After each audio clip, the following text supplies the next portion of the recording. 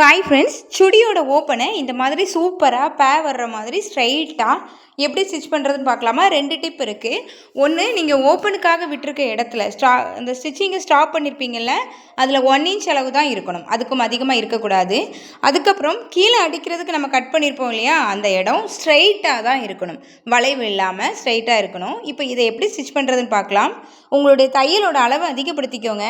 அதிகப்படுத்திட்டு நீங்கள் ஓப்பனுக்காக அடித்து விட்டுருக்க ஸ்டிச்சிங்கில் இருந்து ஸ்ட்ரைட்டாக ஒரு 1 இன்ச் கேப்பில் ஸ்ட்ரைட்டாக ஒரு அடி போட்டு விட்டுருங்க. தையலோட அளவு பெரியதாகவே இருக்கட்டும். இப்போ அடித்து இதை முடிச்சிட்டோமா? இப்போ இதை இப்படி அடிச்சிட்டிங்கன்னா இந்த கிளாத் வந்து இப்படி தான் ஜாயிண்ட் ஆகிருக்கும். நான் காமிக்கிற மாதிரி ஜாயிண்ட் ஆகிருக்கும். இந்த மாதிரி இதை உங்களுக்கு இடது கை பக்கமாக இருந்து அடிக்கிற மாதிரி நீங்கள் கிளாத்தை திருப்பிக்கோங்க. திருப்பிட்டு இந்த மாதிரி 2 கையிலையுமே இப்படி விரித்து வச்சுருங்க. இப்படி 2 கையிலையுமே கிளாத் இருக்கிற மாதிரி விரித்து வச்சுட்டு, நீங்கள் ஏற்கனவே ஜாயின் பண்ணி விட்டுருக்கீங்க இல்லையா, அந்த துணியையும் நீங்கள் இப்படி விரிச்சிட்டு ஒரு மடிப்பு மடித்து இன்னொரு மடிப்பு இந்த மாதிரி மடித்து ஓரமாக அடித்து எடுத்துகிட்டு வாங்க.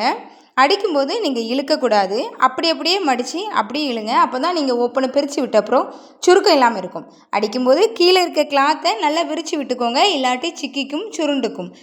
அதே மாதிரி மேலே ஓப்பன் வரைக்கும் நீங்கள் அடித்து எடுத்துகிட்டு வாங்க. ஓப்பன் வரைக்கும் அடித்த பிறகு அதில் நீங்கள் ஃபூட்ரை நிப்பாட்டி நம்ம இனி மாதிரி இதை திருப்ப வேண்டியிருக்கும். திருப்பும்போது அழகாக இப்படி திருப்பிட்டு இந்த பக்கம் உள்ள கிளாத்தையும் நீங்கள் மடித்து அங்கேருந்து இங்கே எடுத்துகிட்டு வாங்க. அதில் திரும்ப நிப்பாட்டி திருப்பி ஃபூட்ரை தூக்கி திருப்பி எடுத்துருங்க. திருப்பி எடுத்தால் அந்த இடத்துல மாதிரி திரும்பி அடிக்க ஆரம்பிச்சிடும். அடித்து முடித்த பிறகு இப்படி தான் இருக்கும். இனி நம்ம லாங்காக ஒரு ஸ்டிச் போட்டிருக்கோம் இல்லையா, அதை இப்படி, ஏன்னா தையல் பெருசு, இழுத்த உடனே வந்துடும். இந்த மாதிரி பிரித்து எடுத்துருங்க. ஃபினிஷிங் வந்து சூப்பராக இப்படி தான் கிடைக்கும். ட்ரை பண்ணி பாருங்கள். தேங்க்ஸ் ஃபார் வாட்சிங்.